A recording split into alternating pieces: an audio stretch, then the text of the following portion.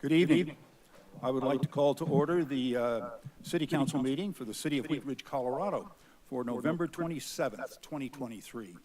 Would you please stand as you are able and join me in the Pledge of Allegiance to the flag of the United States? I pledge allegiance to the flag of the United States of America and to the republic for which it stands, one nation under God, indivisible, with liberty and justice for all.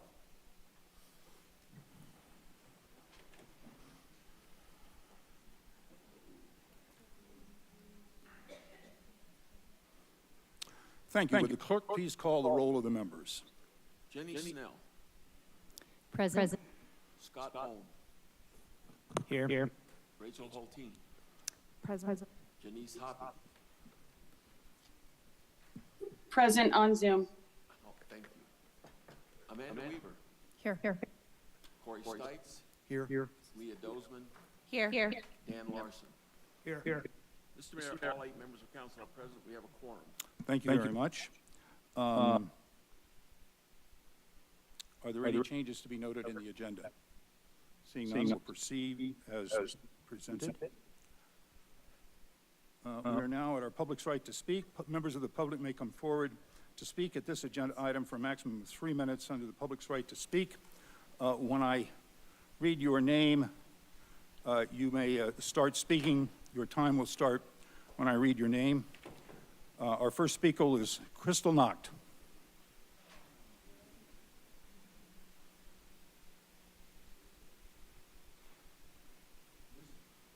Mr. Mayor, I don't have anyone by that name online as an attendee.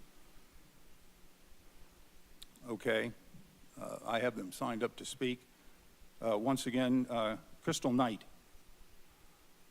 Okay. No speaker there. Our next one, Ursula Haverbeck.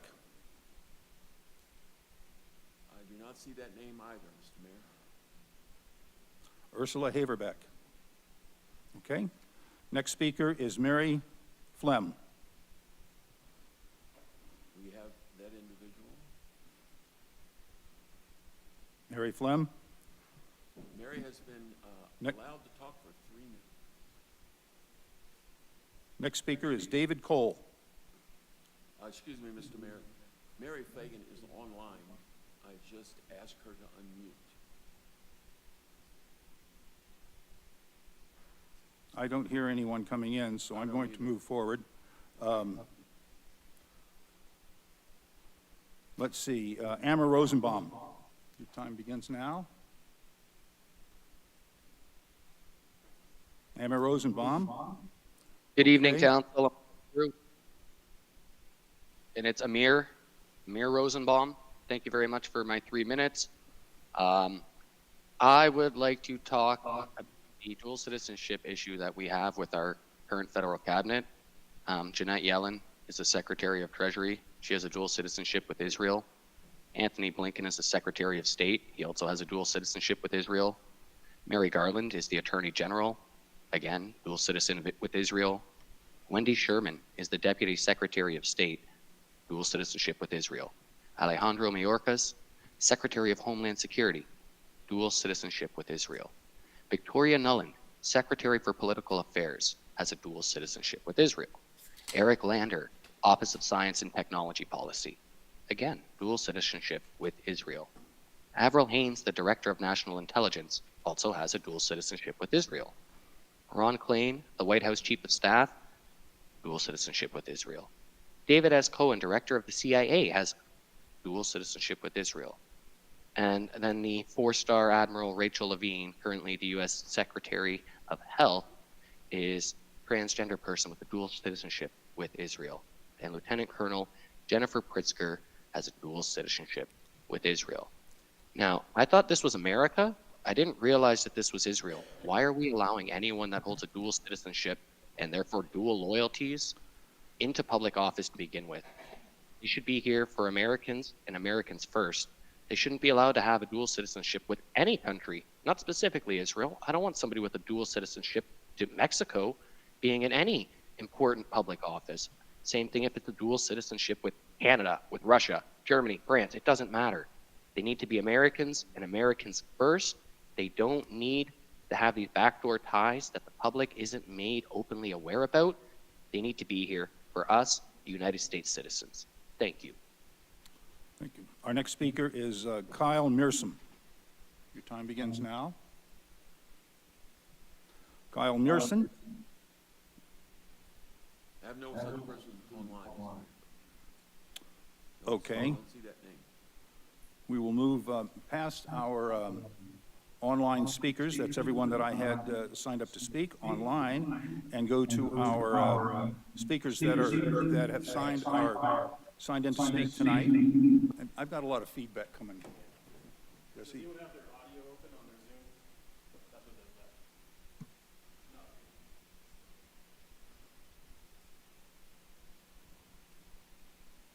This one's should have it. So everyone needs to have that when they have Zoom open. Check, check. Think that's good? That's better? Yeah. Thank you, Jesse.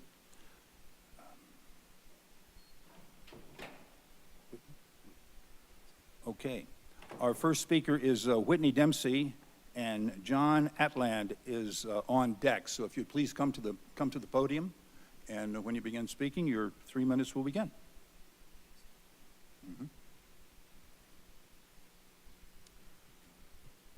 My name is Reverend Dr. Whitney Dempsey, and I am the interim pastor at Wheat Ridge Presbyterian Church at 9189 West 38th Avenue and in Wheat Ridge. I'm also a graduate of Wheat Ridge High School, class of 1986.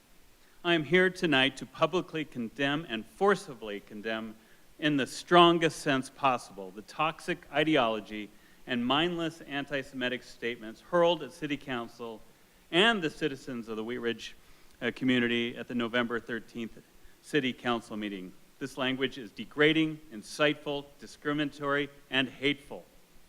Our motto at Wheat Ridge Presbyterian Church is where people care. Here are a few things that we care about. We care about thoughtful political discourse. We care about the disenfranchised. We care about minorities. And of course, we care about our Jewish brothers and sisters. As political, religious, and sexual harassment increases in the United States, the faith community of Wheat Ridge is responding with a message of inclusion, peace, and love. According to the International Holocaust Remembrance Alliance, anti-Semitism is a certain perception of Jews, which we just heard, which may be expressed as hatred towards Jews. Rhetorical and physical manifestations of anti-Semitism are directed towards Jewish or non-Jewish individuals or their property, or towards Jewish community institutions or religious facilities. We've heard all of that at the speech on November 13th.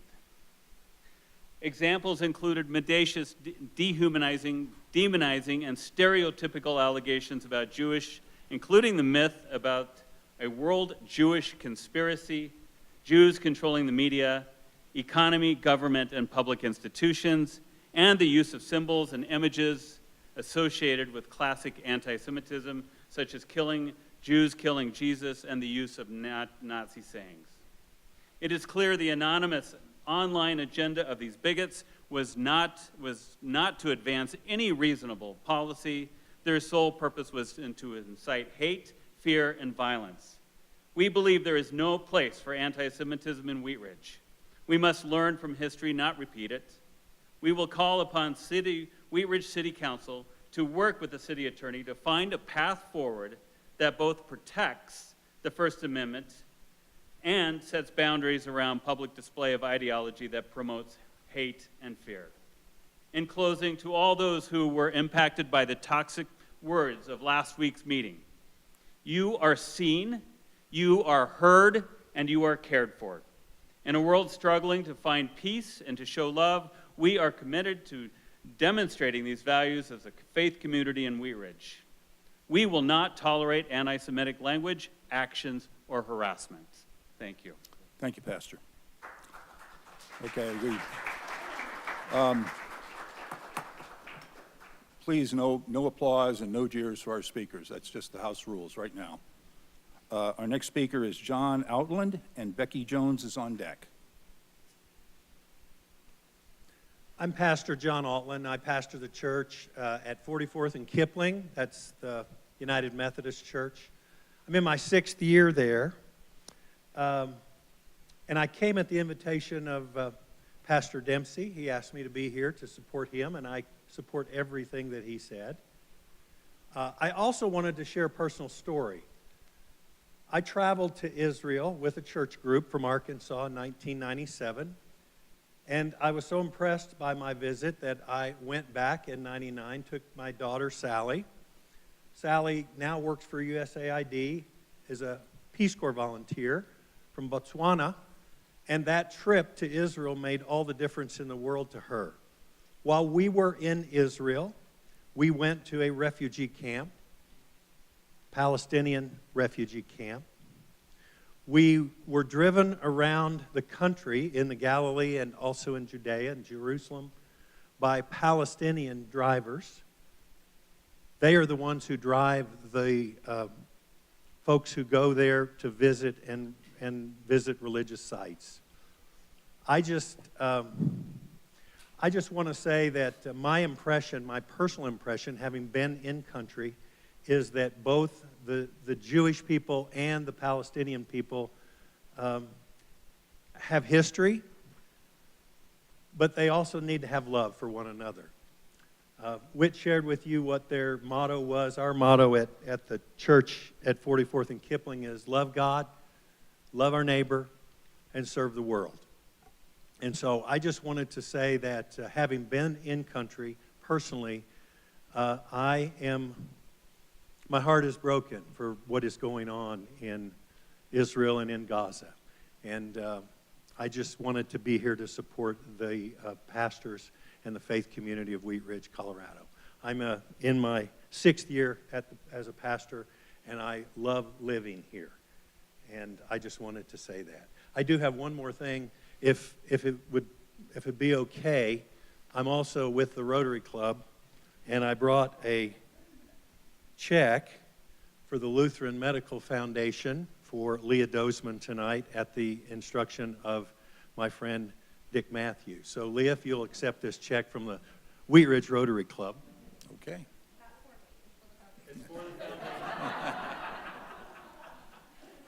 Thank you very much. Thank you much, Pastor. We'll make sure that we know the distinction on where those funds are to be attributed. Our next speaker is Becky Jones, and Nagai Namiach is online. Thank you. Thank you, Mayor and council members. I am the Reverend Becky Jones. I'm the rector at St. James Episcopal Church at 8235 West 44th Avenue. I've been there for the past 7 years, and while I live in Arvada, I still feel very connected to the Wheat Ridge community. And I was absolutely appalled by what happened during the public comment section of the council meeting 2 weeks ago. Appalled, but I can't say that I was surprised, given the rising tide of hatred and intolerance in this country. More and more people feel free to voice the most vile, repugnant statements, usually, I think, simply in hopes of getting a rise out of others. These are the same people who hate Muslims, who hate immigrants, who hate members of the LGBT community. They just hate. I'd like to think that what we say here this evening can make a difference, that somehow speaking out, reminding the world that it is the peacemakers, not the hate spreaders and the fear mongers, who are blessed. But given the 24/7 onslaught from some of the shadowy corners of the internet, the task for people of goodwill and good hearts seems overwhelming. It feels as if we are in a dark, dark moment in the history of our country.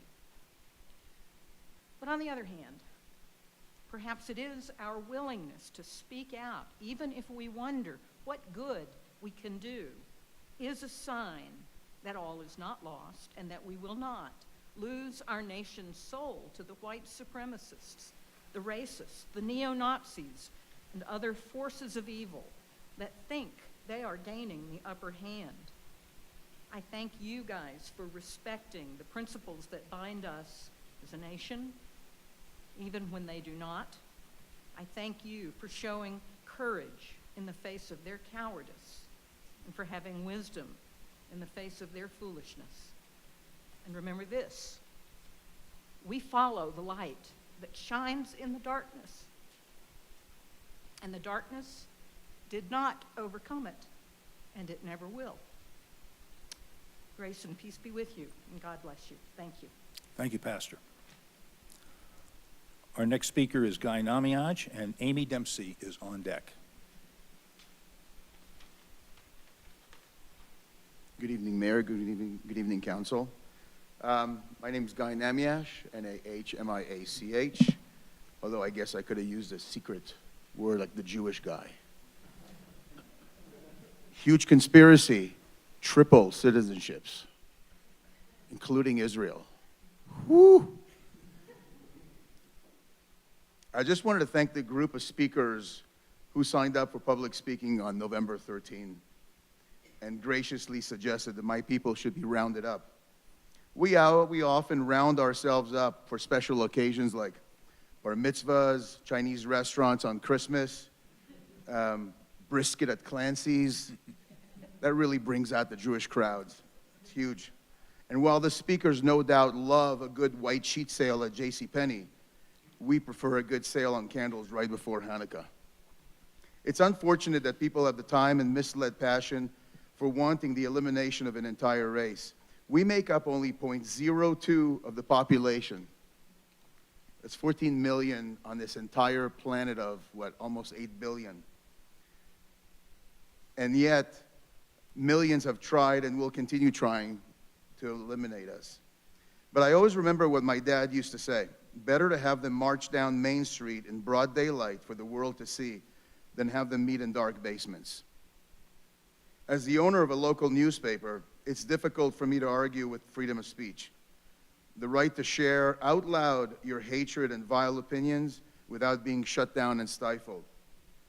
My impressions, though, from that Monday night weren't the words of degenerates with parents that are likely brother and sister, but the messages of support I received from council and members of staff. I feel safe, welcomed, and loved in Wheat Ridge. Shalom to you all, my friends. Thank you. Our next speaker is Amy Dempsey and John Niquette on deck. Jim Niquette, excuse me. Hi, my name is Amy Dempsey, and I am a resident of Arvada, and I've been a nurse at Lutheran Medical Center for 19 years, where my role focuses on advocacy for women's health. I'm also an active member of the Presbyterian Church. My most important role, however, is that of being a mom. We moved here to Colorado 20 years ago. We chose Jefferson County as our place of residency because it is an amazing, safe place to raise our 3 children. We have found the citizens of Jefferson County to be a community filled with thoughtful, caring, kind, and loving people.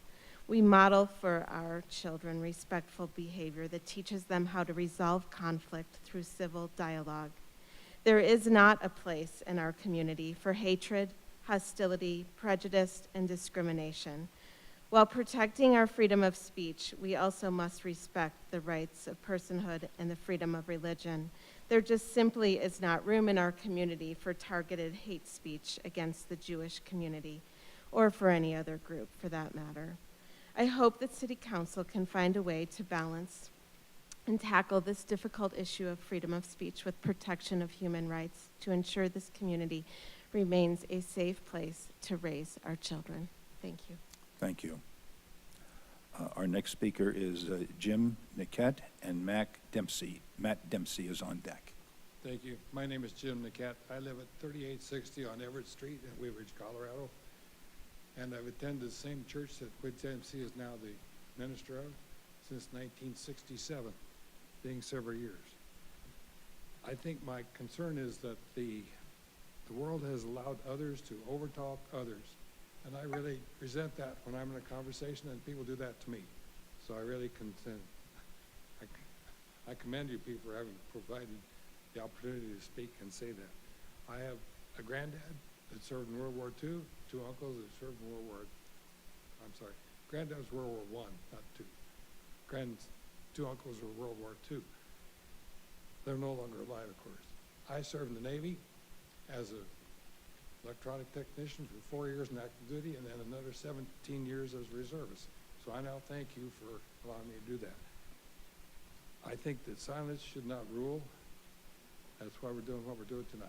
Thank you. Thank you, sir. Our next speaker is Matt Dempsey, and Doug Dawson is on deck. Thank you very much. Matt Dempsey from Lakewood, Colorado, Wheat Ridge High School graduate, 1997, and proud brother and of Whit Dempsey, who helped organize tonight. I'm proud of Amy, my sister-in-law, for speaking up. And what I want to say tonight is just thank you to this amazing crowd for showing up tonight after what we saw last week. Thank you to the City Council for how you've handled this. Grateful for a community that has come together, the religious community in particular tonight, to stand up, stand together, and speak out. With that, I'll yield the floor here, if you will, and listen to the rest of these amazing comments. Thank you. Okay, thank you very much. Our next speaker is Doug Dawson and Ellen Danick on deck. I'd like to start by sharing that some years ago there was, I don't even remember what the situation was, but there was a lot of danger happening regarding the Muslim community. I went down and visited with some Muslims and just basically shared with them that, you know, if they needed any people to stand with them, the people in my church, and I'm a Quaker, we'd be willing to go down there and stand between them and whoever were trying to hurt them. So I have compassion for them. But what concerns me the most is, so I wanted to share that because what I'm going to share is going to sound like I'm really against the Muslims. Because there's some important things that need to be understood about these folks. One of the things that I hear is I don't hear any, as folks are coming up here and sharing, I don't hear any insights about what they believe. You need to know the history, what I would really recommend and hope is that the people on this council would take a book up and read about Islam and what they teach, what they believe. Muhammad, they've got a list of like 100 descriptions of Muhammad. One of them is he's the greatest of all deceivers. How do you work with people that pattern their life after that? In the Quran, when it first started out, the Muslims had a lot of compassion for Jews and Christians. They referred to them as the people of the book. But Muhammad got angry because the Jewish community wouldn't accept him as a prophet. So the first group of people that, there were two communities there of Jews, and the first group, he just sent them packing. They were the lucky ones. Some years later, he accused the other group of plotting against them. He had all the men killed and the women and children taken into bondage, into slavery. This is the example that is set for the people in the Islamic community. If we keep looking at this community and trying to understand them, it's good to have compassion for them, but it's good to recognize that these folks are, they're committed to the idea of eliminating the Jewish people. The only difference, if you look at the different cultures, the different groups of Islam, the only thing they disagree about is when it should happen. Not that, that one group says, no, we shouldn't do it, and another group says, no, we should do it. The differences between these different communities, be it Shiite or whatever, is disagreement about who gets to decide when everybody's going to start killing Jews. Sir, your time has expired. Pardon me? Your time has expired. Okay. Thank you. Our next speaker is... Your time has expired. Check it out.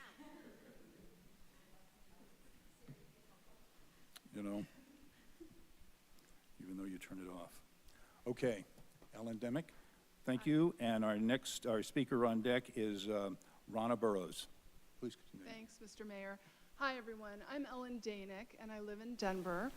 For almost 10 years, I've owned a business in Wheat Ridge, and I own commercial property here, and I have an office here now. So I have been in the community a while, and like many of the other speakers tonight, I'm here in response to what happened 2 weeks ago. So I think we all know what the calls were about. And I know that it was clear that the speakers who called in and said the hateful things were not from Wheat Ridge, but I also think they were not of Wheat Ridge, based on my experience here. These crouching, furtive little weasels were not examples of the people that I know in the community, and I wanted to talk about that just a little bit.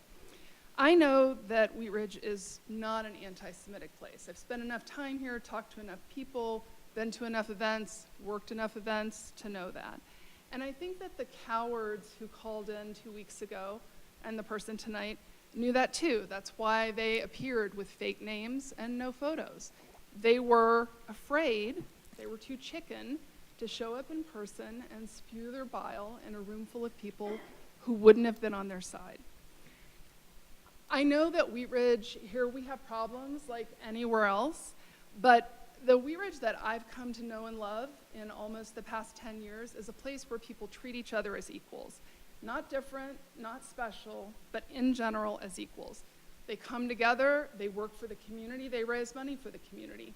I think probably the best known example of that is the Carnation Festival, but it's by no means the only one. Now, tonight as an individual, I'll say, I know we all have different political views. For example, I fully support Israel's right to defend itself against terrorist attacks. There are probably people in this room, and certainly people in Wheat Ridge, who disagree with me. And that's probably true on a lot of issues. But I know this, the people of Wheat Ridge are not anti-Semitic, they're not hateful, and they are not represented by these little creeps that have tried to hijack this meeting. Thank you. Thank you. Our next speaker is Ronna Burrows, and Rob Robinson is on deck.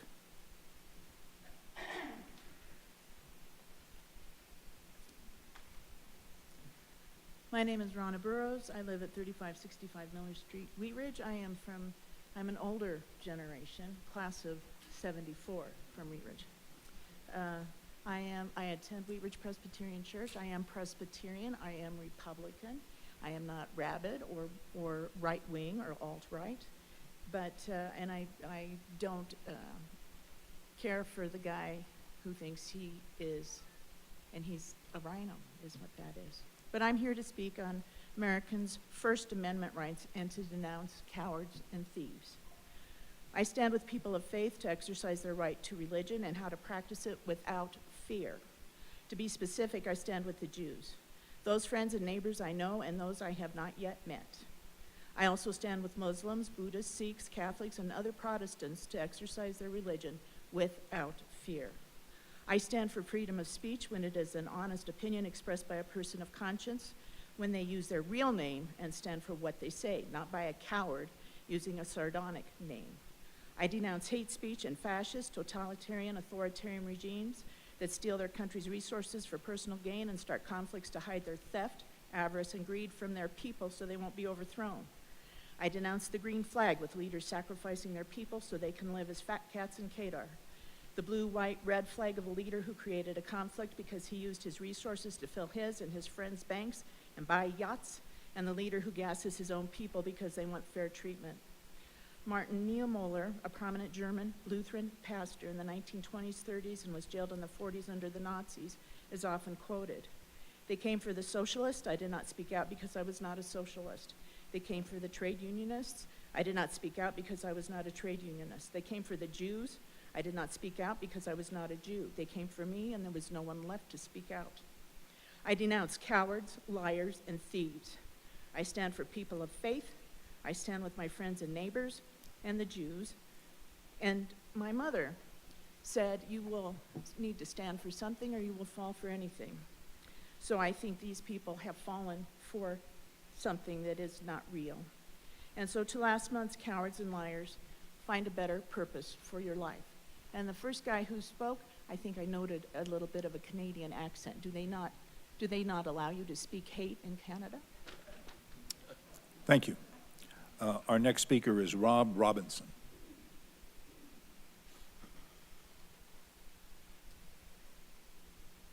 My name is Rob Robinson. I live at 4 Hillside Drive, Wheat Ridge, in District 3.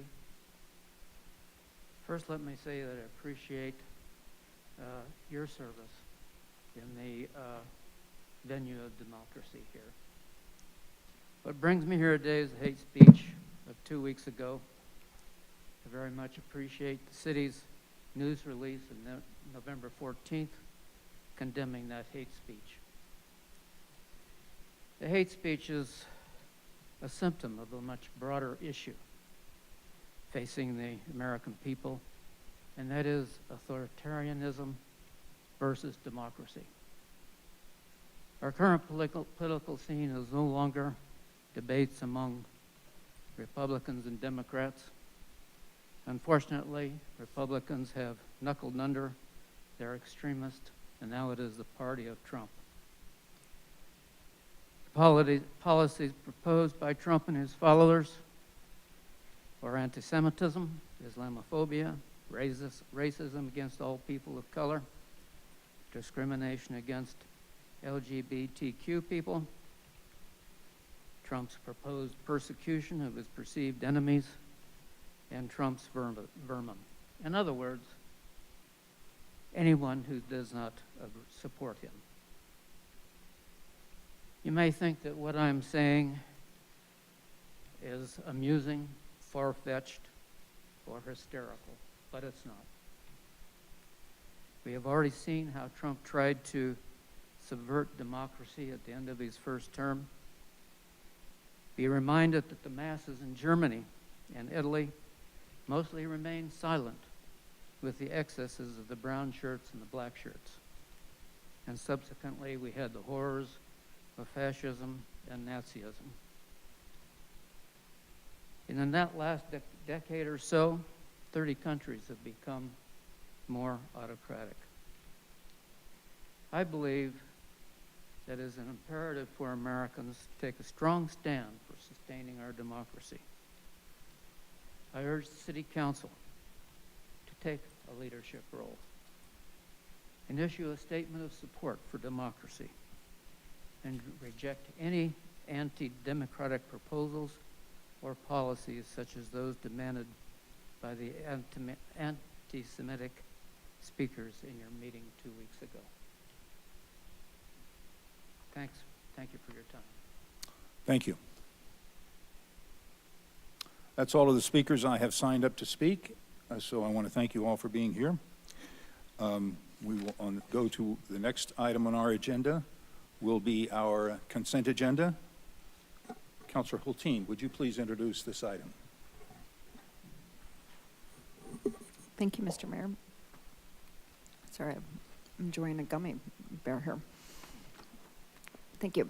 I'd like to introduce resolution number 50, 2023, a resolution amending the fiscal year 2023 budget to reflect the approval of a supplemental budget appropriation in the amount of $600,000 for the purpose of funding Wadsworth Public Art in emergency stormwater repairs, amending Fund 40 revenues and reducing Fund 40 expenditures by $2,695,003. At issue, sorry, I forgot my computer, so I'm going off my phone here. On occasion, it is necessary to adjust the current budget at year end in order to support the City Council's priorities and align with the estimated budget as presented to Council with the next budget year. This year, budget amendments are needed in Funds 31, which is 2E, 12, Public Art, 12, Open Space, 30, CIP, and 40, Renewal Wheat Ridge Bonds Funds. It is required that City Council authorize increases and reductions to the city's budget by resolution. Item number 1B, resolution number 51, 2023, a resolution amending the fiscal year 2023 general fund budget to reflect the approval of a supplemental budget appropriation in the amount of $14,177 for the purpose of accepting the 2023 Edward Byrne Justice Assistance Grant to purchase automated external defibrillator units. At issue, hold please, Yeah,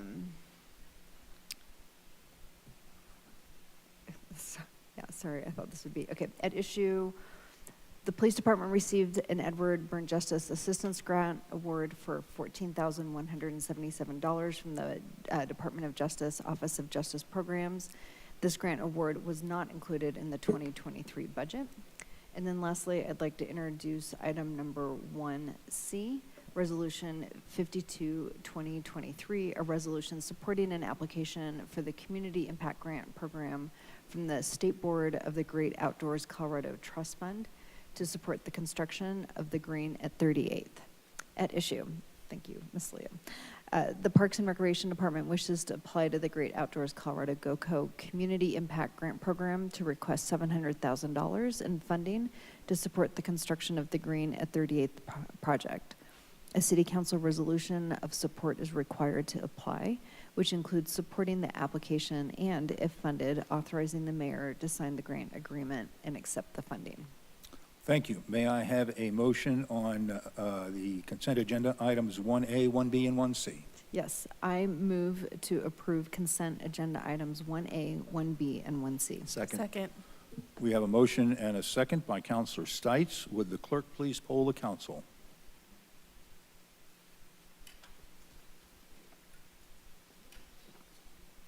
Mr. Mayor, the motion is passed unanimously, including an aye vote from Councilmember Hoppy, who is joining us remotely.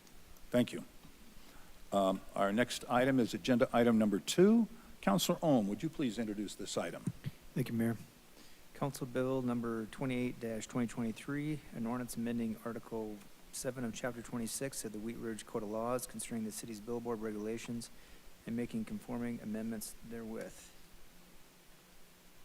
At issue, the proposed ordinance updates the city's billboard regulations to accomplish several main goals: to remove the lottery process for billboard vacancies, to reduce the maximum number of billboards within the city as they are abandoned, to establish a maximum distance between billboards and the highway, and to clarify existing development standards. Thank you. This is a public hearing. This is an ordinance on second reading. It is not quasi-judicial. I'm going to open the public hearing. Mr. Goff, do we have a staff presentation on this item? We do. Lauren Mikulak, our Community Development Director. Okay. Thank you. Director Mikulak. We discussed this topic at some length in September, and at that time, staff had recommended several cleanup provisions, and at the time we were recommending that we reduce the billboard cap from 16 to 15 based on the series of unsuccessful lotteries that we'd had. You may recall that the discussion pivoted a little bit, and so the ordinance before you reflects the council consensus, which was to not only reduce the cap, but to prohibit new billboards, meaning that as billboards are removed, our cap reduces accordingly. So our team worked with Mr. Dahl on that revised approach. State law actually prohibits amortization, so billboards are allowed to remain and be maintained, and you see the provisions for that maintenance. Even removal in order to be maintained is allowed, but likely will result in a reduction of billboards over time, likely decades. We did think it was important to leave some of the development standards in the code because billboards will continue to remain in the community. So those that are maintained or modified would have to comply with those standards. Because of the extent of the changes, the ordinance proposes to repeal and reenact that whole section based on billboards, and so for comparison purposes, we provided for you the existing code as an attachment. I'm happy to answer any questions that you have after public comment. Okay. Thank you very much. Before we go to questions of council, I will invite the public to speak on this. I have one person signed up to speak, Stephen Shin. You may come to the podium if you would like to, and you may introduce yourself and begin speaking. Mr. Mayor, we also have one person online who would like to speak on this issue, I believe. Okay, thank you. Yes, good evening, Mayor and City Council members. My name is Stephen Shin. I represent Outfront Media. We just learned of this proposed ordinance last Friday, November 24th, the day after Thanksgiving. There has been no outreach to the billboard industry stakeholders. We feel it's inappropriate not to contact us about this ordinance that only affects one business only. There are a few issues that are, let me go back. Our company currently operates 6 billboard locations in our tax-paying business in the city of Wheat Ridge. We do advertise local businesses such as Jersey Mike's, Natural Grocers, Smash Burgers, and Arc thrift stores. There are a few issues that are troublesome, while others are mostly acceptable to us from what we've learned so far. Some of the language is ambiguous, which I know is part of the goal was to clear up some of the ambiguity, but allows for a city building official or property owner to determine, in their opinion, if a billboard is questionable. What does that mean? And not sure what that criteria is to determine if it's unsafe. Respectively, we would request that the City Council table this item to allow us to work with staff to resolve our concerns. We have enjoyed a good working relationship with staff and look forward to do so. Thank you for your consideration. I appreciate that. Thank you very much. I have two speakers that have signed up to speak on this item that have joined us online. The first speaker is Chad Kokenberger. If Mr. Kokenberger, if you're online, you may unmute yourself and begin speaking. Can the council hear me okay? Yes, we can. Okay, thank you, sir. For the record, this is Chad Kokenberger, real estate representative, testifying on behalf of Mile High Outdoor Advertising. The city of Wheat Ridge has not reached out to any of the stakeholders throughout this process. This proposed ordinance update is specific to the billboard industry. It seems inappropriate to move forward with the revised language without consulting with the industry it impacts. We would love the opportunity to collaborate with the city and can utilize many of our resources to help craft appropriate language. Mile High Outdoor is a legal tax-paying business in the city of Wheat Ridge and currently owns and operates 3 billboards in the city of Wheat Ridge. It seems that one of the main intents of the code amendment is to get rid of the vagueness within the existing code. There's also some gray area in the newly suggested language, specifically with the maintenance section referencing the opinion of the chief building officer. Lastly, the section regarding the banning of digital billboards because they can be a distraction for drivers. We have many case studies that would suggest otherwise, including the study by the Federal Highway Department, which concludes that they are not a distraction. Not to mention that the city does allow digital on-premise signs. How is ours any different? Our request would be a vote of no on the Bill 28-2023 until there's time to meet with the city and work with the city of Wheat Ridge to propose new sign code recommendations. As mentioned, we want to work with the city on the sign code changes that is beneficial for all parties. Thank you. Thank you very much. The next speaker I have signed up to join us online is Mr. Mark Gibson. Mr. Gibson, if you can unmute, and we'll bring you into the meeting. Good evening, council members. This is Mark Gibson. Can you all hear me okay? Yes, sir, we can. Okay, thank you very much for your time. So my name is Mark Gibson. I'm an attorney at the law firm of Holland & Hart, and I represent an organization called the Colorado Outdoor Advertising Association. A couple of our members are already here tonight, Outfront Media, Mile High Outdoor, but there are others as well. And I would like to just reiterate a few of the points that Mr. Shin made and that a former speaker just made. And that is to highlight that there was no outreach to or collaboration with the key stakeholders of this ordinance, which is, of course, billboard companies, which is the association that I represent. I, for example, learned about this ordinance and this second reading on the ordinance earlier this afternoon. So merely hours ago was when we were first notified as an association that this ordinance was up for meeting tonight. In all candor, I just don't understand why the city did not make any effort to reach out to and to collaborate with key stakeholders who will be directly affected by this ordinance. That lack of outreach is particularly puzzling given that all of the members of my association are legal companies that contribute taxpayer dollars to the city of Wheat Ridge and that have historically hosted billboards for local businesses and companies within the community of Wheat Ridge. We have been a part of this community for years and hope to continue to be. And so it's a little bit puzzling and frankly a little bit disturbing that we've been sort of left in the dark here. And so for that reason alone, We don't believe it would be either wise or appropriate for the city to move forward with voting on this ordinance today without first affording an opportunity for collaboration and conversation and dialogue between the city and the key stakeholders, the billboard owners. And we don't think that that collaboration would be a futile gesture.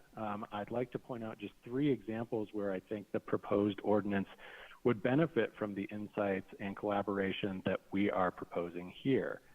As mentioned a little bit earlier, the proposed ordinance would not allow for changeable copy billboard signs, and typically those are digital signs where the advertisement can change. And we really see at least 2 issues there that we would like the opportunity to sort of flesh out in greater detail with the city.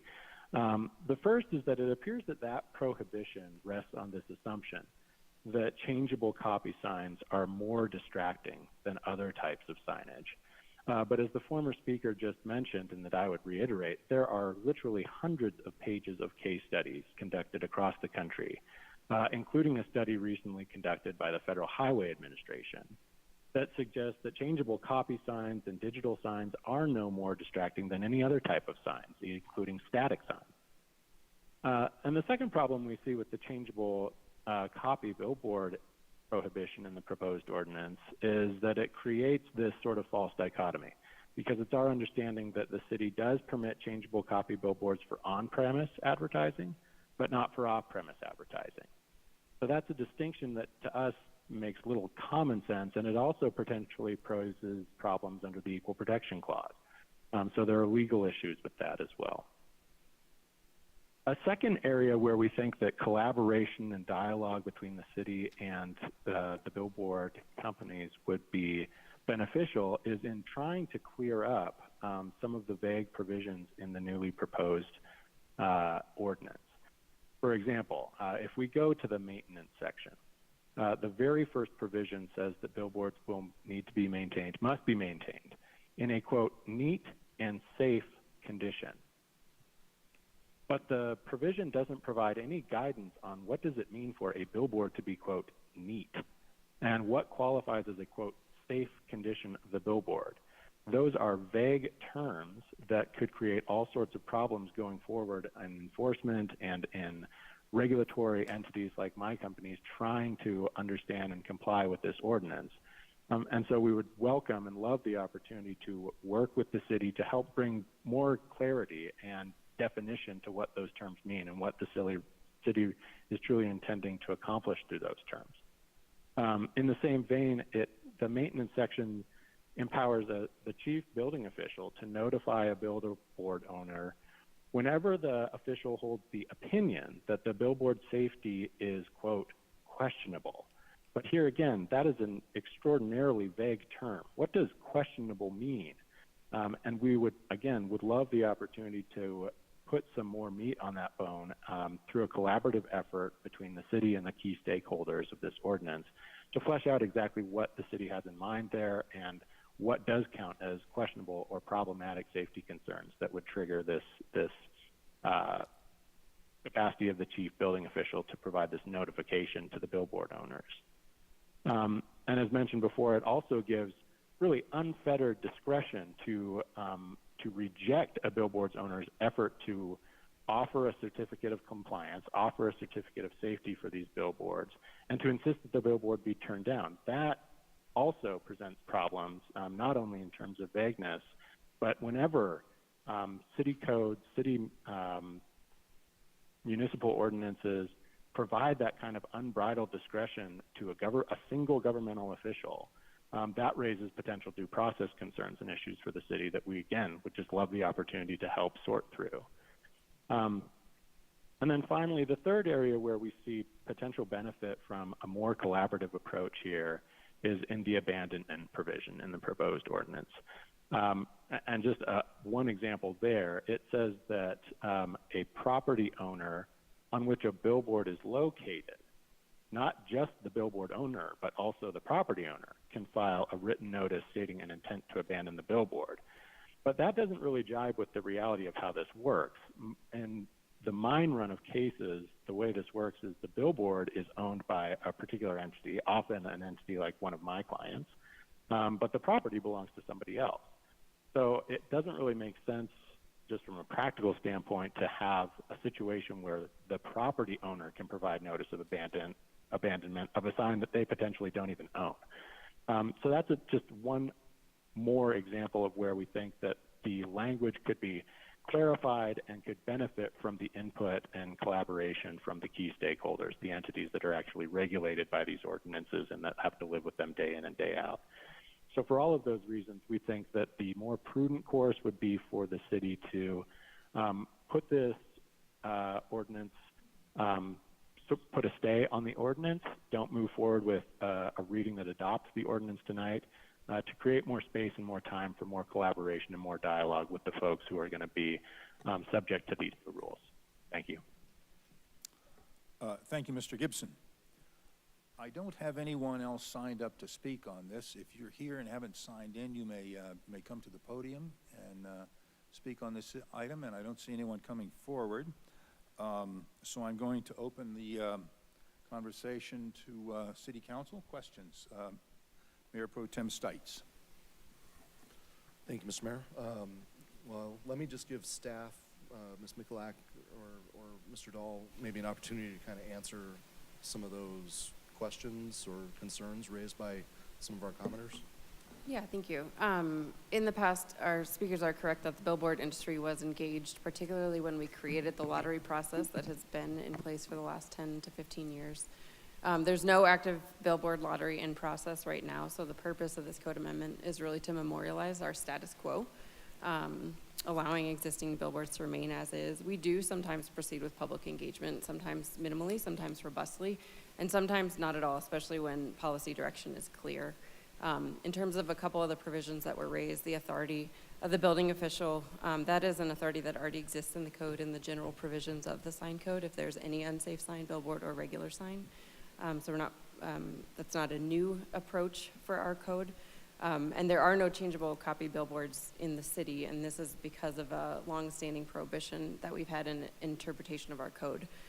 We do recognize changeable copy on private property differently than we do for billboards because we can regulate the time, place, and manner of signs and structures differently. I'll allow Mr. Dahl, if you want to respond to some of the other provisions and comments. Sure, just 2 points. Relative to maintenance, I'd underscore what Ms. Michalak said about the authority of the building official already. I'd also note that the ordinance in the section on maintenance as drafted not only requires a certificate from a registered professional engineer, and if you provide that certificate, that's a way of countering the determination by the building official. So there's really a check on the building official's unwarranted discretion. And you have the opportunity under that same section, if that certificate is rejected, to provide a revised certificate. So there are 2-3 bites of the apple in terms of being able to defend whatever level of maintenance has been given. I would say in terms of the industry's awareness of our regulations here, the industry's been not shy about suing the city, and we've defended and are on appeal with a successful defense most recently of action that the city's taken on billboards. The industry's, I think, fairly well aware of what we do. I respect the fact that there was not a requirement, and there isn't a requirement for legislation to be taken out to affected bodies. But this is a body that's fairly well engaged, I think, in that process. Lastly, I understand and appreciate the concern about, well, the abandonment application to be potentially filed by a property owner. The city has had the experience of a property owner saying, and billboard companies saying, this billboard was removed, so now this property is available again. And so very often, or often enough, and we've had the experience, and it's resulted in litigation, where the billboard owner and the property owner are not in agreement as to whether or not the billboard's there or is allowed to be there. And I believe it's fair for the city to give a role to property owners where these billboards are located in the abandonment process. Thanks. Sorry, if I can ask just kind Do of you a have a follow-up? question. Yes, Okay. sir, thank you. would it be helpful to, well, kind of what was suggested tonight, put a hold on this and reach out to the billboard community for revisions and outreach? Is that, do you feel that we can refine this down a little bit more? I appreciate the interest in having a conversation, but I do feel confident about the code amendment that we've proposed tonight. Okay, thank you. I guess I'd also indicate legislation's a continuing thing.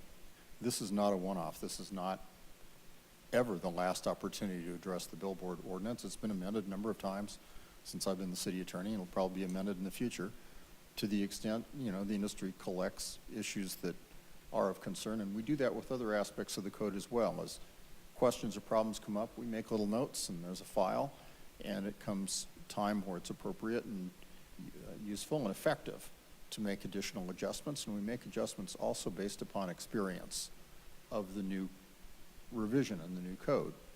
And I would suggest that give this revision of the code a chance to see what other issues might pop up. Certainly, when there is outreach, the staff always responds and has dialogue, and that may result in future and additional refinements to this ordinance. Okay, so you're saying the door's not shut even if Not this is shut, passed? never, it's never shut, no. Thank you. Thank you. I'd like to recognize Councilor Hoppy joining us online. Thank you, Mr. Mayor. I'll lower my hand. Lauren, can you, from what I remember from our discussion is that, we had tried to fill a billboard for 10 years, which is kind of what sort of triggered the, kind of what put the ball in action for this update to our code. And so if you could just talk about that just a little bit, and then I have a question for Mr. Dahl after that.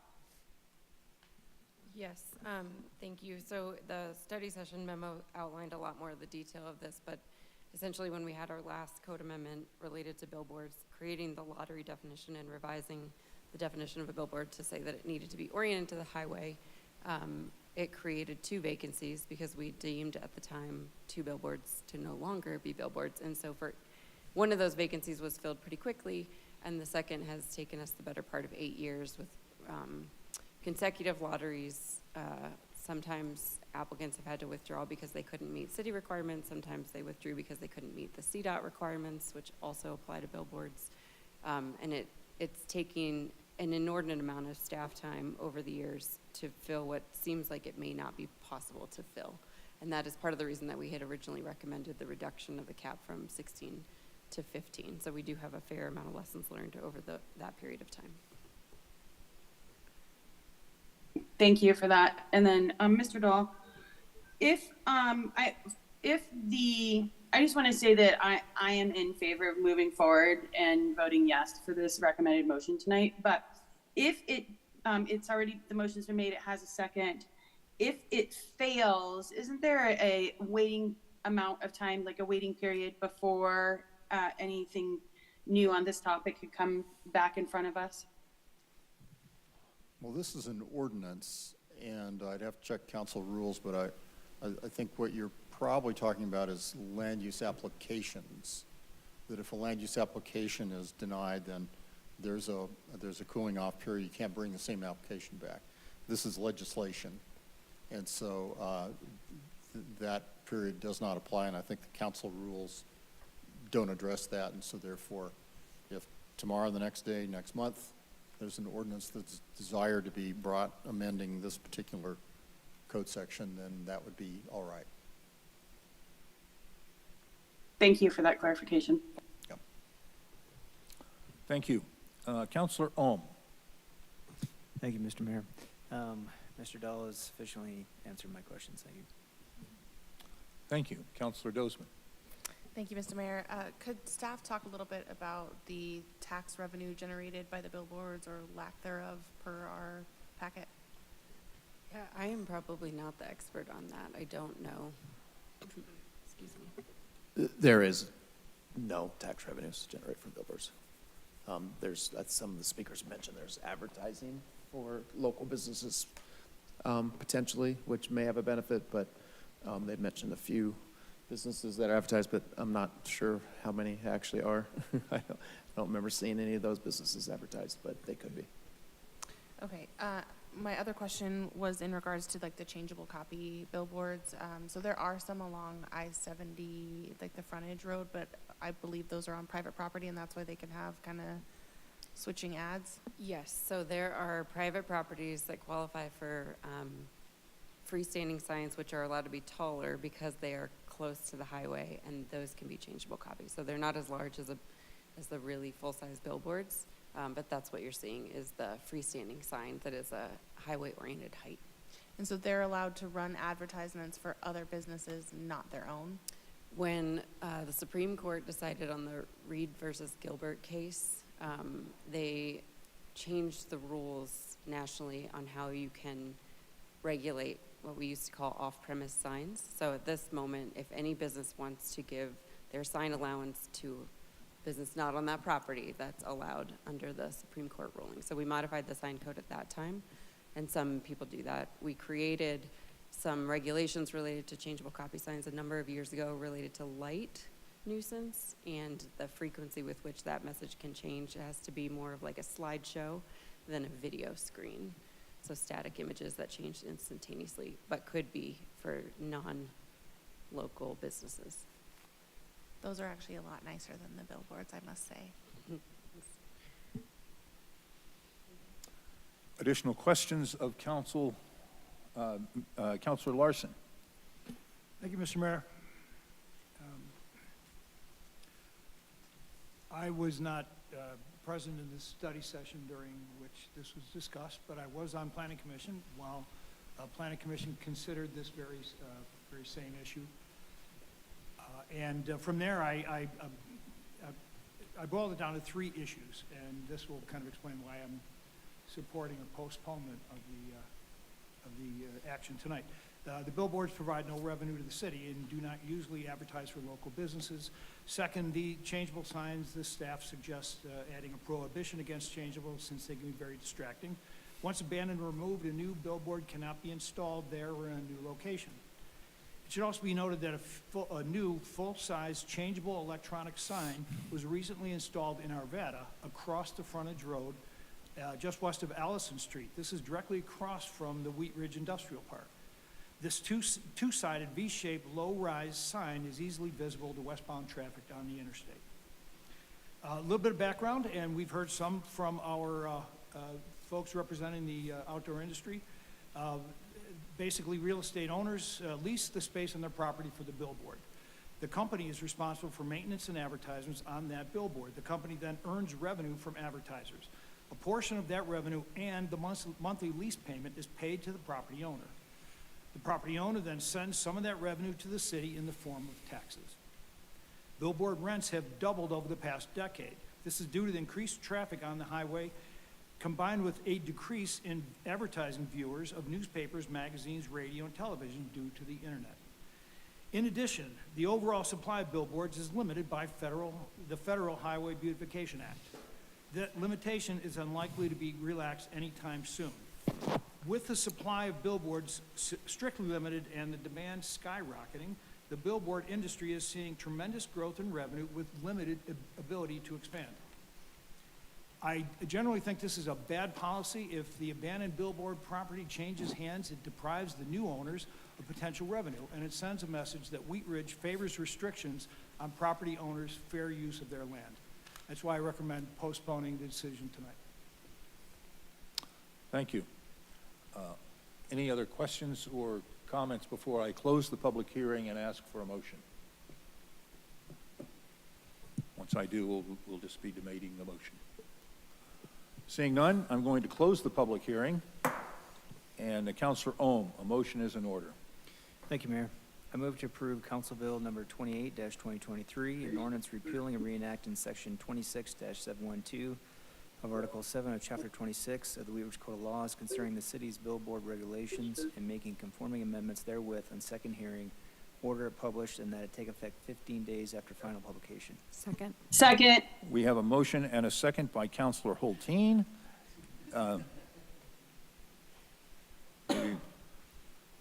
Is there discussion on the motion? Councilor Hulteen. Thank you, Mr. Mayor. I will be voting to support this. I appreciate the thoughtful responses from Director Mikulak and Mr. Dahl. And I think it's well written. I think it's responsive to our policy discussion. And I appreciate that, we're hearing from the billboard industry. But I was sitting here thinking, we've had plenty of city council, discussions and hearings where we're not reaching out to, owners of drive-throughs. And so I realize it's a pretty specific industry, but I think the corrections in this code are in line with our community values. And I actually appreciate the community planning catching the changeable signs. I mean, my thing on it is, we have a gigantic freeway that goes through our community, and it cuts through my district, it cuts through District 4. And that interstate is actually a lot of people's introduction and experience to our community. And it is, those billboard signs actually are part of our community identity. And so I'm in favor of the way this is written, and I'm glad that we're not going to be allowing the changeable billboards. I think that, the ones that are in place on the private business, those are, nice. And I'm not very excited about the prospect of driving through Wheat Ridge and having, big, bright billboards in the middle of the night, and especially because I live right next to I-70, and that's, you can regulate light pollution, but it still shows up. So I will be voting in favor of this, and I just appreciate staff's thoughtful write-up after a long discussion. Thank you. Thank you. Mayor Pro Tem Stites. Thank you, Mr. Mayor. I'm also going to be supporting this, not because I think it's a perfect ordinance by any means. I think that there is some ambiguity, and I think there's some places where if the billboard industry is open to working with the city staff, there's now a door open. You work with Ms. Mikulak and her team, and I'm sure that there's some places and some gaps that can be filled, but I think that as Mr. Dahl said, this is a first step, and legislation is always ongoing. We talked about this with the noise ordinance and other things that we've put on. This is just kind of the next step in the evolution of billboards in the city. So I'm going to support this, and I hope that the billboard industry will continue to work with city staff to bring forward some more recommendations to continue to clean up the code and to maybe look at some of the moving billboards and things like that, because with some study on that, depending on how neighbors and some public outreach feel, that might be something we can look at in the future. But for today, I'm going to definitely be supporting this. Thank you. Thank you. Councilor Dozeman. Thank you, Mr. Mayor. So while I appreciate the intent behind this in clarifying the maximum distance between billboards and the highway and the code, since having the discussion on study session and seeing this in the packet and having some of our speakers come in and speak this evening, I do think that this is a valid use on property, and advertising for businesses, whether they're local or not, is an appropriate use in our community. And so I will not be supporting this this evening just because of the concerns, particularly. And I have to disagree with the changeable copy signs. I think that they're awesome. I drive by them almost every day on the I-70 and frontage road. I know many businesses. I see many businesses that are advertised on that, including nonprofits. And so I appreciate them utilizing that and having it be another revenue stream for private businesses. And so I will be voting no on this. Thank you. Thank you. Councilor Ohm. Thank you, Mayor. I think I'm going to be probably somewhere in the middle. I think that I welcome staff if they feel I trust staff and Attorney Dahl to, if you feel like you need to refine some of the definitions, fine tune them, I'd be in favor of that, but I will be supporting it. I've yet to have any of my constituents say that we absolutely love the billboards, please have more. That's not the case. I do agree that there is some identity, with having billboards, along the I-70. I think it's a personal preference whether or not you're for or against, having really bright lights when it's dark outside. I'm not one of those that, the light sensitivity is sometimes too much on some of these billboards. And I really appreciate staff looking at this, from not just one, property owner, but looking at the greater good of the city, of how can we, do better for our city. And thank you for all your effort. Thank you. Additional discussion on the motion? Seeing none, will the clerk please poll the council?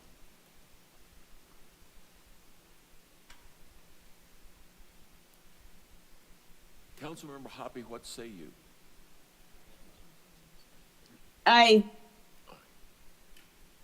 Mr. Mayor, the motion has passed by a vote of 6 aye and 2 nay, cast by council members Dozman and Larson. Okay.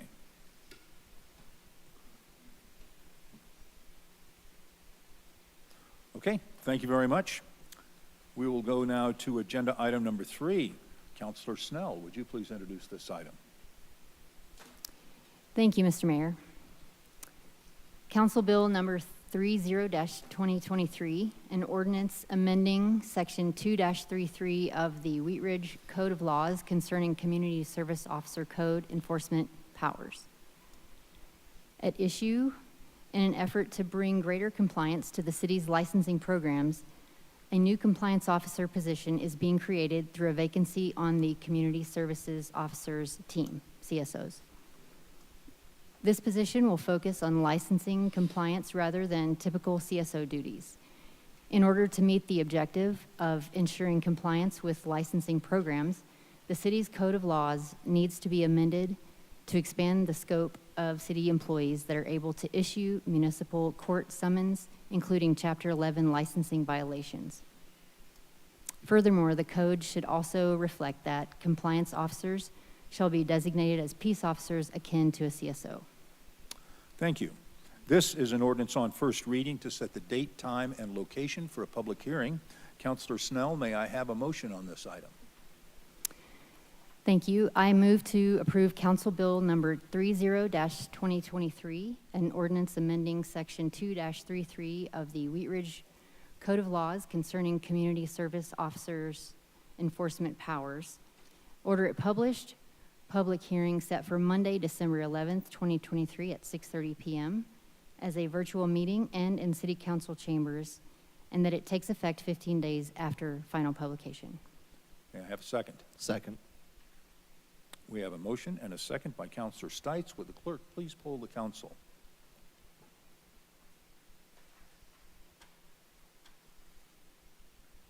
Councilmember Hoppy, what say you? Aye. Aye. Mr. Mayor, the motion has passed unanimously. Thank you. We will now go to agenda item number 4. Mayor Pro Tem Stites, would you please introduce this item? Thank you, Mr. Mayor. Council Bill number 31-2023, an ordinance vacating any interest held by the city in a portion of Clear Creek Drive, a public roadway. At issue, Clear Creek Drive is currently under construction to extend the roadway approximately 500 feet to the northwest. As part of the extension, the existing cul-de-sac bulb was demolished and reconstructed.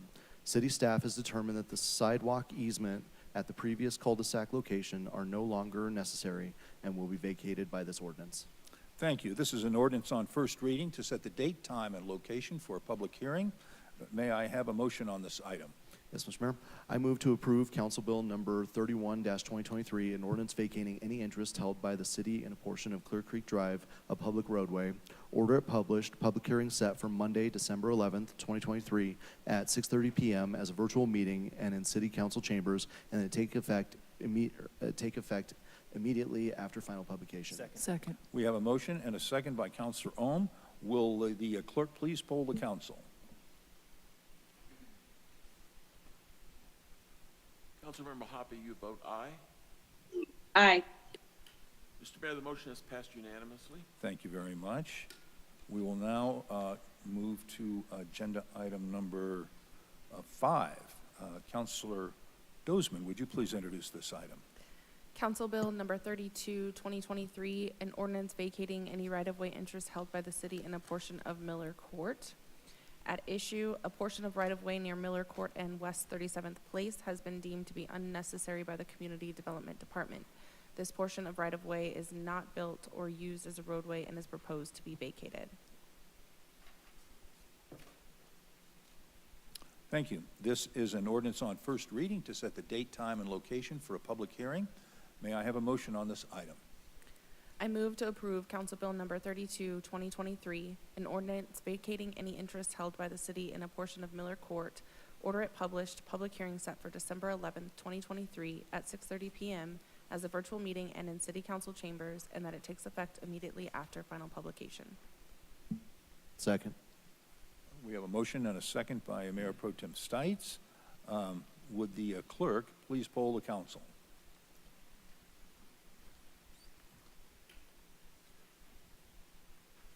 Councilmember Hoppe, you are voting aye. Aye. Mr. Mayor, the motion has passed unanimously. Thank you very much. We will now go to agenda item number 6. Councilor Larson, would you please introduce this item? Thank you, Mayor. This is resolution number 53-2023, a resolution amending the fiscal year 2023 Police Investigations Fund budget to reflect the approval of a supplemental budget appropriation in the amount of $27,503.77 to be used for specific law enforcement purposes as approved by the Seizure Fund Committee and closing the fund at the end of the fiscal year 2023. At issue, the Police Investigations Fund, also known as Seizure Fund 17, consists of money that is forfeited by felony defendants through a civil hearing process.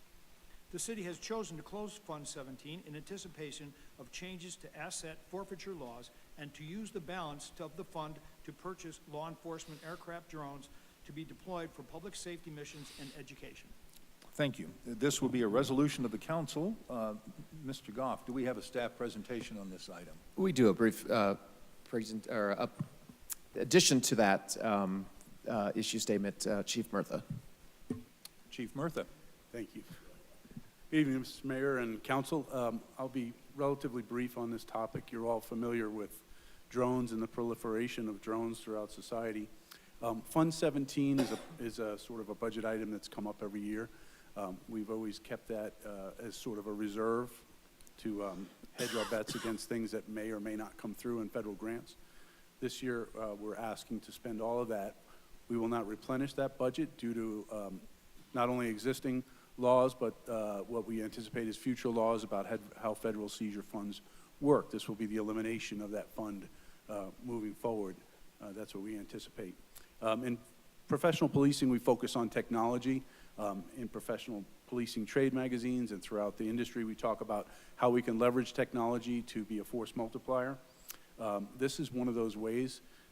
It is certainly a cost-effective way to bring a safety not only to officers in high-risk situations, but also to assist law enforcement in setting up perimeters, finding lost or missing people, and covering a lot more ground. On any given day, potentially 5 to 6 officers might be working.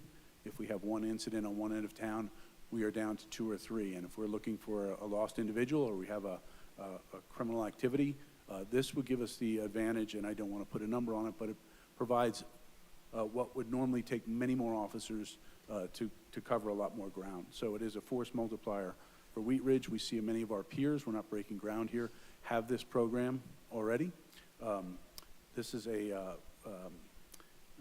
opportunity for us. Instead of my previous employment, we had helicopters, hugely expensive, very dangerous, and certainly without much more capability, quite honestly. There are tremendous advantages to having a drone. We would purchase 3 drones, different sizes. There are training requirements to be a drone operator. Drones are generally only flown where open airspace is, unless there's an emergency. There is accountability and legal requirements. Officers attend a training program right now at Colorado State University that provides insights into legal arguments around when you can and can't use a drone. We will not be looking in people's windows. We will certainly only be using this in the manner that we currently have access to people's private property in the same way. So this does not advantage us in some way that we are not already privileged to. That being said, I'm happy to answer any questions. Thank you very much. Before we go to questions from council, I will go to questions from the public. I don't have anyone signed up to speak on this, either in council chambers or online.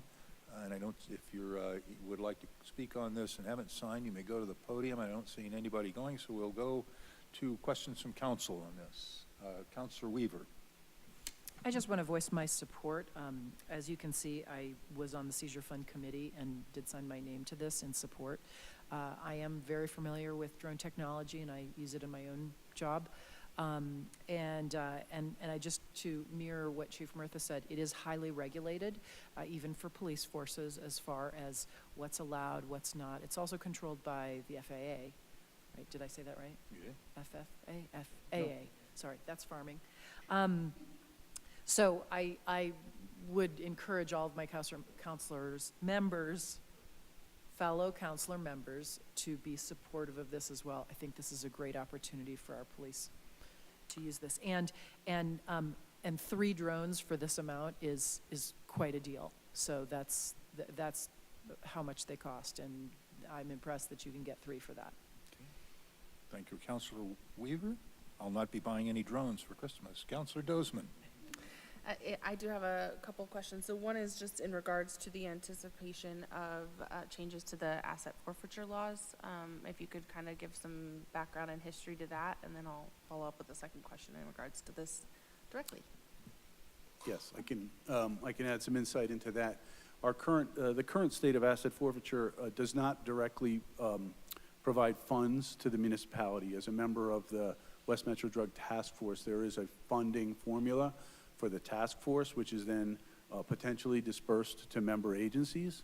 However, right now, pending federal law suggests that that may be eliminated altogether, that those funding streams may no longer be accessible to police departments, that assets that are seized by police departments would go to a general federal budget. There's quite a bit of conversation about it, and it's too in-depth to go into here, but that looks like the end of the funding opportunity through that mechanism. Thank you. And then could you just give some examples as to the circumstances in which you would use these specifically? Yes, we currently use them for searches in the Greenbelt, missing children, people who have dementia and that sort of issue, and we can call our member agencies that have them to come in and assist us. We use it for traffic accidents. A lot of the evidence collection that we use now, and our evidence collection partners through Lakewood use a drone. That's very helpful to juries and members of the public who would sit and review that. Certainly in high-risk situations, such as a SWAT call-out, we can use a drone instead of a human asset to look inside a window and see if there's somebody is inside, to see if they are a threat.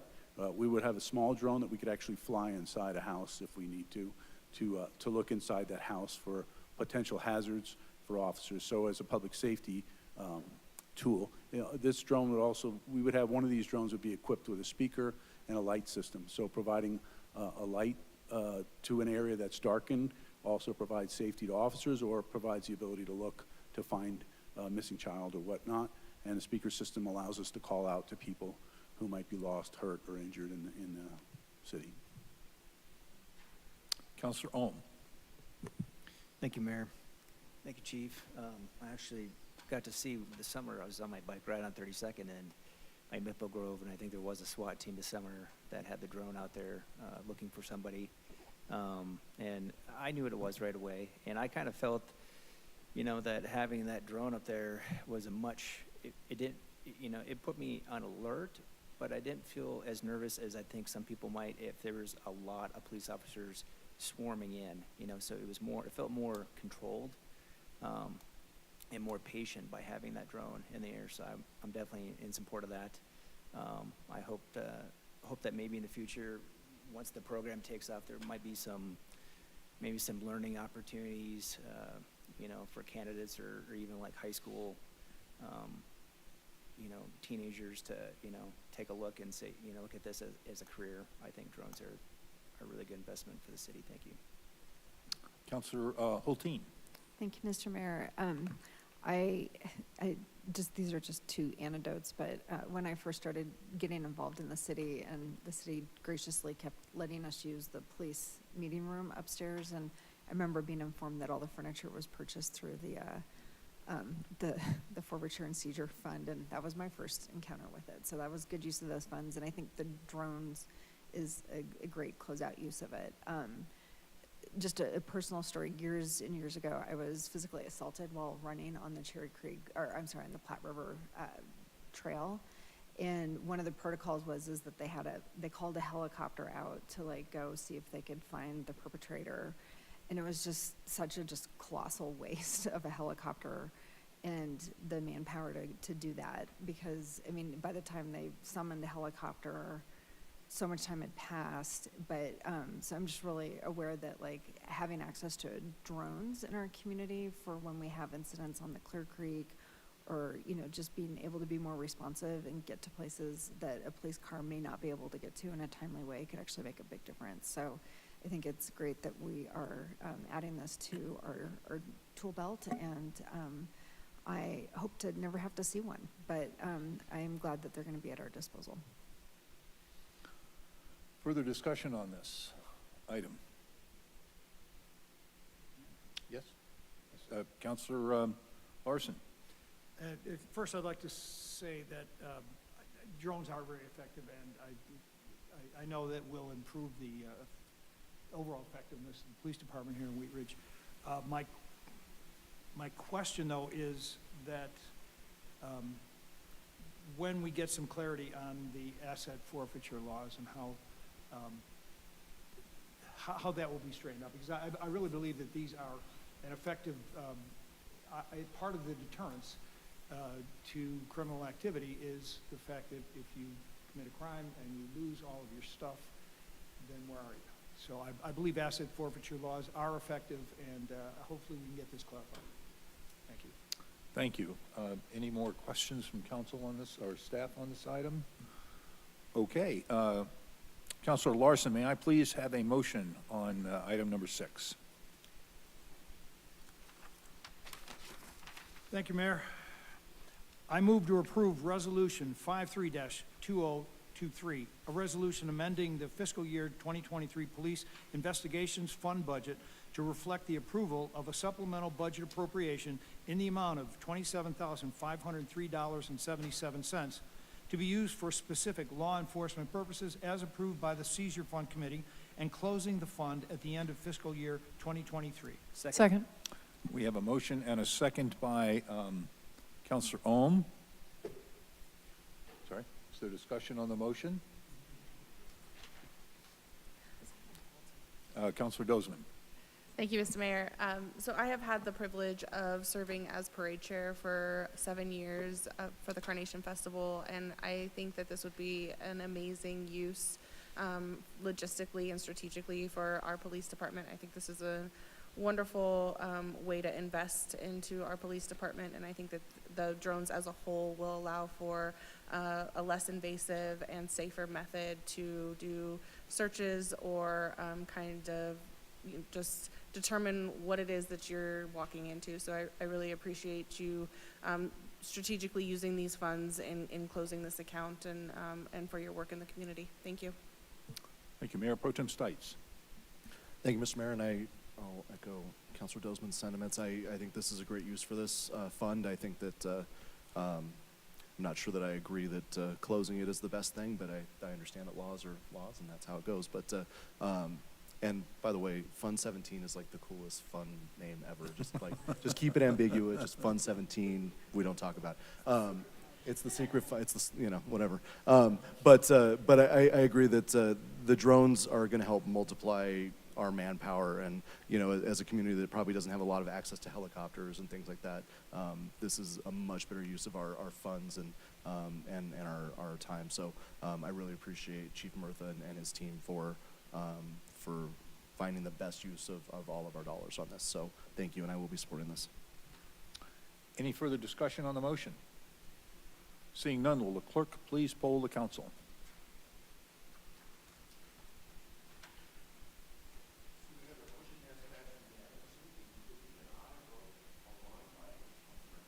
Okay, thank you very much. Just going to look for that. All right, we will go to agenda item number 7. Councilor Weaver, would you please introduce this item? I would, but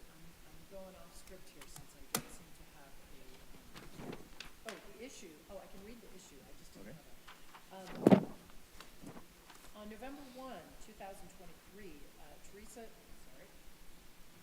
Teresa Linder from District 3 resigned from the Cultural Commission effective immediately. The vacancy was posted for a term of 2 weeks on the City of Wheat Ridge website and promoted through various channels. From November 6 to November 19, applications have been compiled for council's review so that the seat may be filled. If, after reasonable advertisement, no applications are received from residents within the relevant council district for a vacancy on any board or commission, the council may appoint any otherwise qualified resident. Thank you. This is a motion of the council. Do you have a motion on this item? I do. We have a District 3 person, and I would like to, do I move? Do I make a move? Okay. Move a I person. move to nominate Sandra Davis of District 3 for the open seat on the Cultural Commission. Second. There is a motion and a second by Mayor Pro Tem Stites. Is there discussion on the motion? Seeing none, will the clerk please poll the council?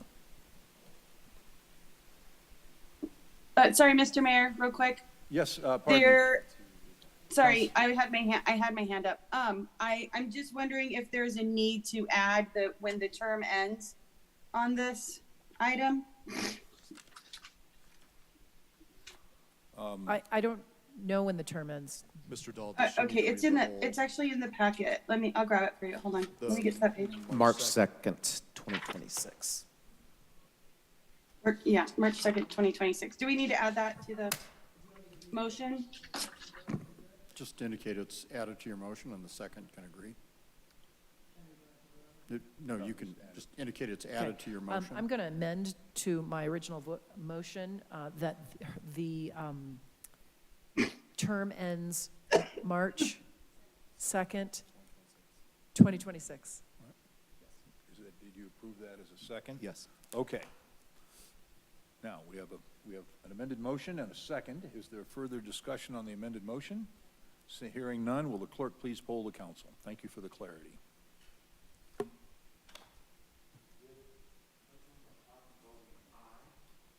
The motion has carried unanimously, Mr. Mayor. Okay, thank you very much. This brings us to agenda item number 8. This is my big show here. This is a motion to elect the mayor pro tem. Each year, the city council members elect by majority vote a mayor pro tem who serves until their successor is elected. The elected is conducted in accordance with section Roman numeral 3B of the City Council Rules of Order and Procedure as follows. B, Mayor Pro Tem, item number 1.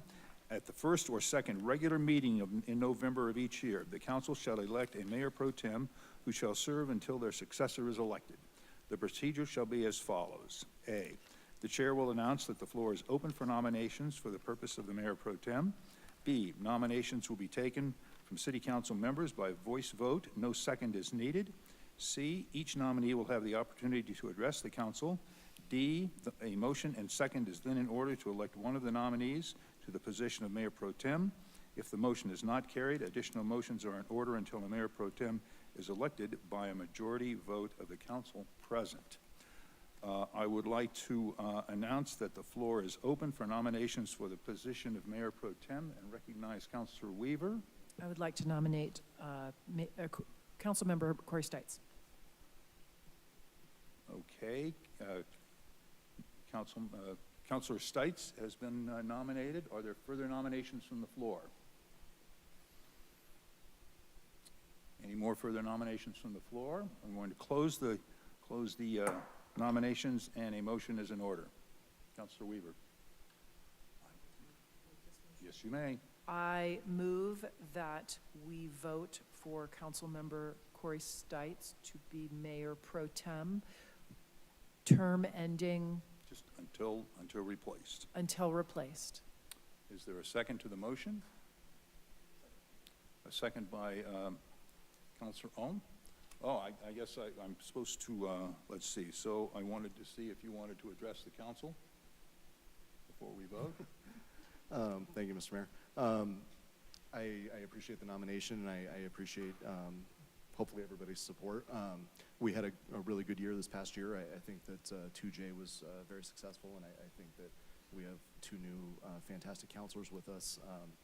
I'm looking forward to hopefully serving this role again for another year, and I appreciate everybody's support, and anything I can do, please reach out. I think both Patrick and Ally asked me a good question last year when I was elected.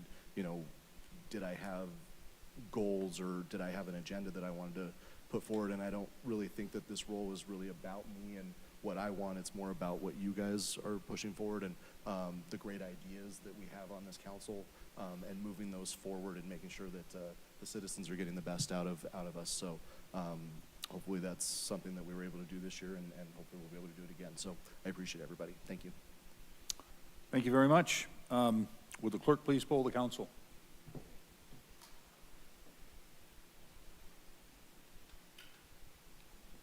Mr. Mayor, Councilmember Stites has been elected Mayor Pro Tem unanimously. Okay, thank you very much.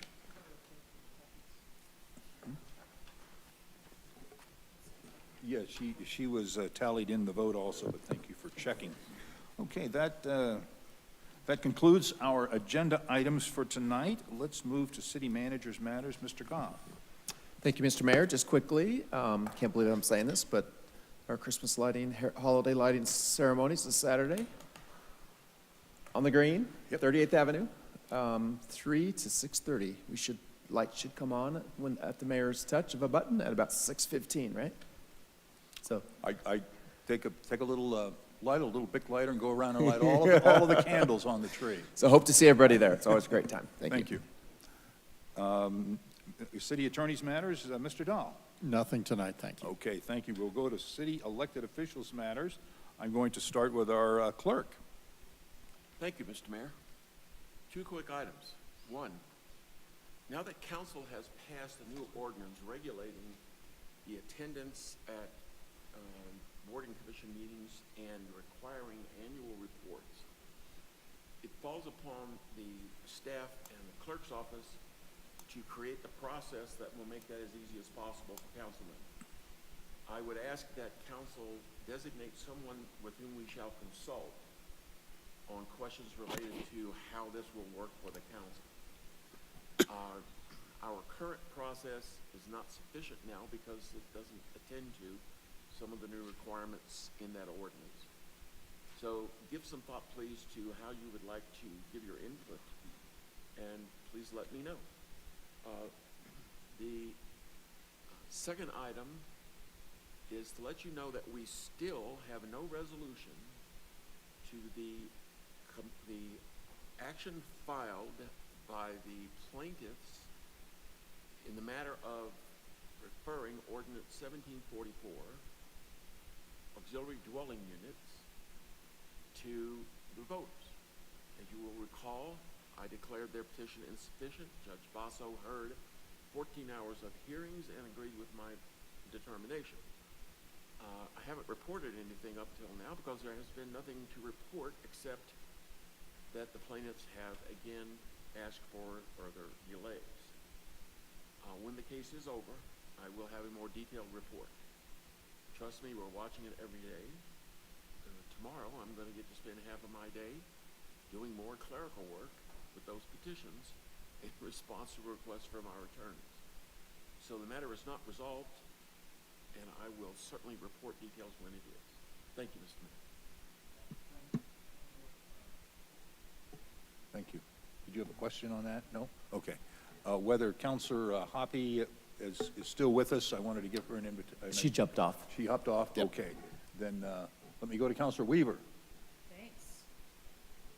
I just want to report that the goats are really happy at Happiness Gardens. I did want to say one thing, though. Sometimes I get reports from people that the goats are not being fed.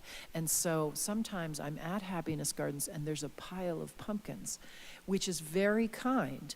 But the goats are actually there to eat everything down at Happiness Gardens. So the less they are fed other lovely things from your garden, the more they will do their job at Happiness. So know that they are being well fed. They're all very, very fat and healthy creatures.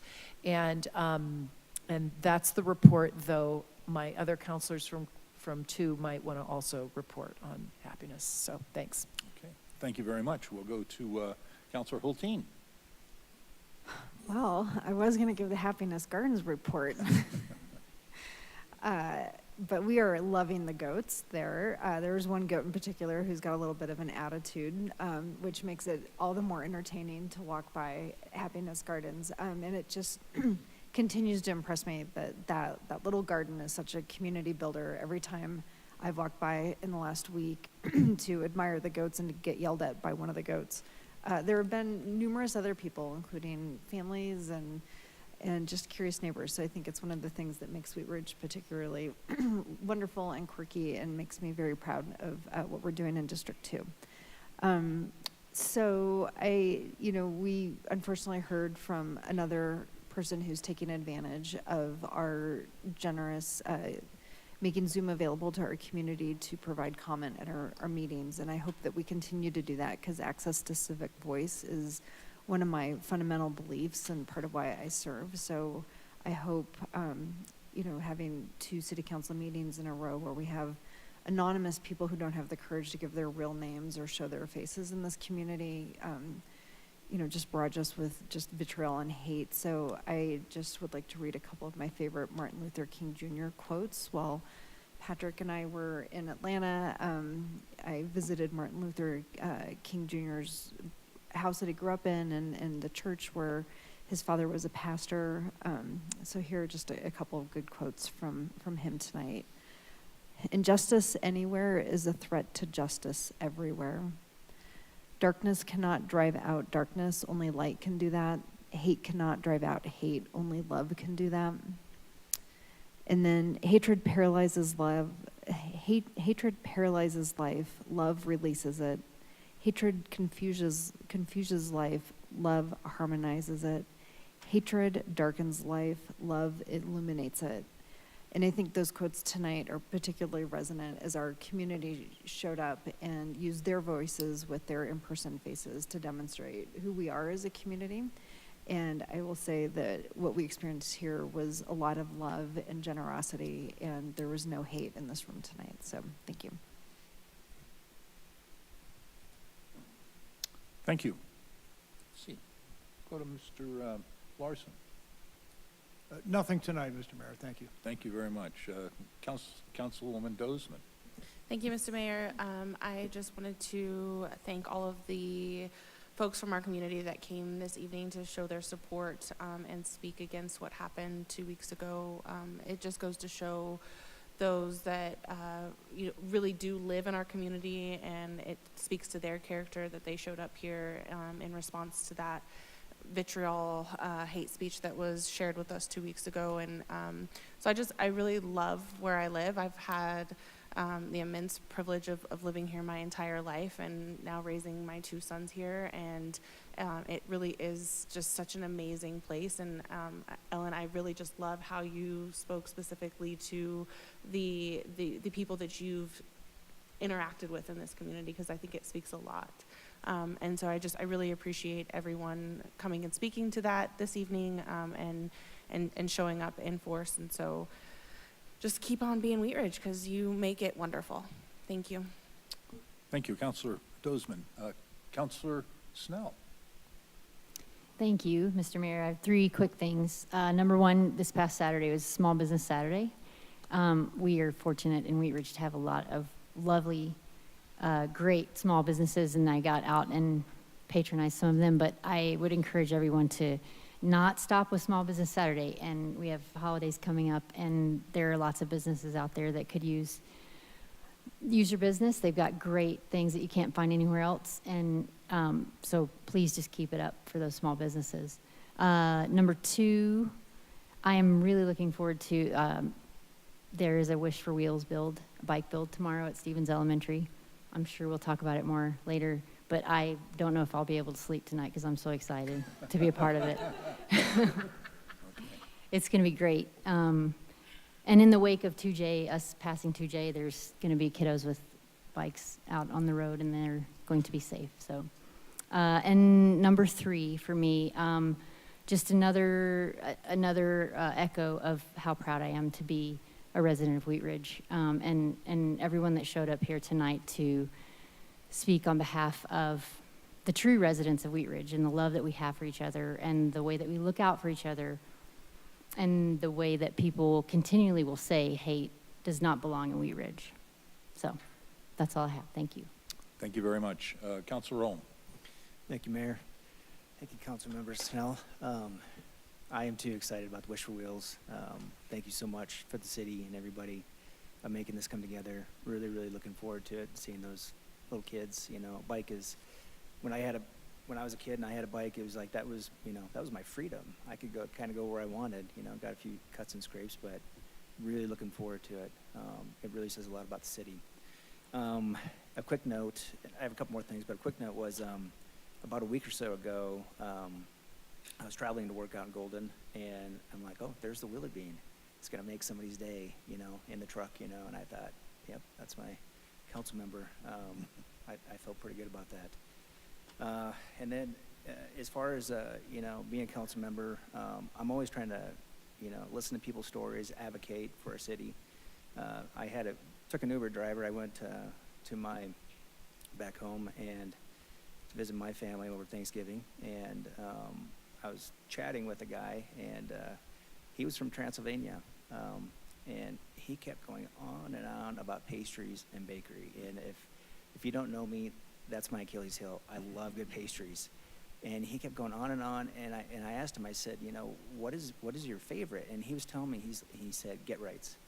He was from Transylvania. He moved and he living in Broomfield, and he was telling about how this Get Rights bakery was on par with Belgium bakeries. I didn't tell him I said in council, and it's one of my favorites. But for 30 minutes, I'd hear this guy talk about all these delicious bakeries. And by the time I got to the airport, I was so hungry. But I just want to share that with you, that I was really amazed at, like, yes, we are very lucky to get, you know, some of these really good businesses in our city. Very thankful. And then on the way back, I had a different Uber driver, and we were chatting, and as we came through Wheat Ridge, you know, I'm talking to him, asking him about affordable housing and showing him, you know, where our Ives project is. You know, we had some good conversations about affordable housing, you know, and he was telling me about how, you know, his friends and family, you know, were trying to find affordable housing, and I said, this is what we're doing in Wheat Ridge, so I'm very proud of that. Thank you. Thank you. Mayor Pro Tem Stites. Thank you, Mr. Mayor, and I want to thank council again for another year. I hope it do you guys proud. I want to thank everybody who came out tonight from the community to bring love. I think Councilor Hulteen had the quote earlier, you know, you don't fight hate with hate, you fight hate with love. And they filled the room with a lot of that tonight, and I think we all felt that, and I think that's what Wheat Ridge is. Wheat Ridge is people who stand up for each other and have each other's backs. And, you know, we got bullied a little bit a couple weeks ago, but we stood up, and we stood up again tonight, and that's who this community is. Doesn't matter how big we are, we stand up, and that's always great to see.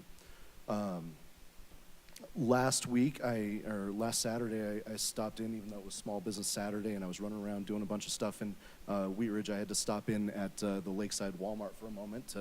It's only stuff you can get at Walmart, and bumped into a bunch of our Wheat Ridge's finest there doing Operation Blue Santa. So my kids went in and grabbed a couple of presents and threw them in the thing, but it was awesome to see our Wheat Ridge police officers there. I thought for a minute something was going on, but felt pretty good once I walked in there. This Saturday, coming up at Wheat Ridge High School, there's the wreath making program. It's pretty awesome. It's $20. It's all you can eat, cocoa, snacks, all that stuff, and you get to make some really cool wreaths. All the money goes to the Wheat Ridge Agricultural Program. We did it last year. It's beautiful, really cool wreaths, and your kids can have a lot of fun with that. So take advantage of that. I believe that's from 9 o'clock to 1 o'clock on Saturday. So you can do that and then head over to the holiday celebration. This Thursday, District 3 is pretty excited, as is Wheat Ridge. It's the grand opening for Chick-fil-A. We're excited. So I believe that's early 9:30, so you can get your breakfast before you get your lunch, and then maybe you can get your dinner there, because I think that's what my family's planning on doing. So, but in all seriousness, you know, if you can find it in Wheat Ridge, find it and buy it in Wheat Ridge. Everything you need for Christmas is right here in this city. You don't need to go anywhere else. Thank you. Okay, thank you very much, Mayor Pro Tem Stites, and congratulations on your reelection as the Mayor Pro Tem. You've done a great job, and I look forward to working with you on the coming year. Speaking of local businesses and ribbon cuttings, last week we cut 2 ribbons in town for Colorado Osteopathic and Integrative Medicine over on 44th Avenue. And then we also cut a ribbon for Mr. Biscuits right across from the Green at 38th. Two new businesses in our town. I think we did, maybe one of them was an anniversary one, but we've also, as the Mayor Pro Tem indicated, we have one coming up on Thursday for the Chick-fil-A, but we're also on Thursday cutting a ribbon for the Tabor Lake Apartments. This is the old Howard Johnson's building on Tabor Lake and across from I-70.